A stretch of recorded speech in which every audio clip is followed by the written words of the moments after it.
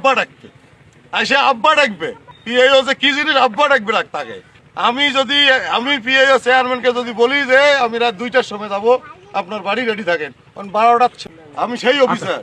আমরা মোটা হয়ে গেছে, এই মোটা আমি বললাম তো কি ঢুকাবো সেটা পালে পালে এমনি বেড়ান আপনার চেয়ারম্যান, এমনি পালে বেড়ায়, আপনারাও পালে বেড়াইবেন এবং আপনি পালে বেড়াইবেন। আপনাকে বলি গেলাম আপনার মেম্বারই খাইতে আমার একটা চিঠির দরকার, এটা মাথায় রেখেন। একজন অফিসারকে এত সহজ মনে করেন না, এত সহজ মনে করেন না। আপনার মতো মেম্বার কেন চেয়ারম্যানকে বলি না, আপনি তো মেম্বার।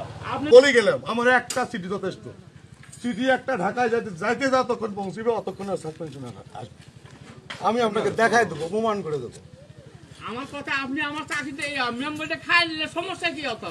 4 বছর পরে গেছে, আর 1 বছর তারপর জেলে, তারপরে জেলে সমস্যা, মেম্বারই যাবে এবং আপনাকে জেলের ভাত খাওয়াবে। আচ্ছা ঠিক আছে, তারপর জেলে, এত সহজ না। জেলটা তো আপনার ব্যক্তিগত জায়গা না। এইটাই তো দেখবেন একজন অফিসারের কতদূর ক্ষমতা, সেটা দেখবেন। ক্ষমতা আপনার থাকতে পারে, ক্ষমতা আপনার থাকতে পারে, দেখবেন সেইটা ক্ষমতা থাকতে পারে, এখন দেখবেন। ক্ষমতা আপনার থাকতে পারে।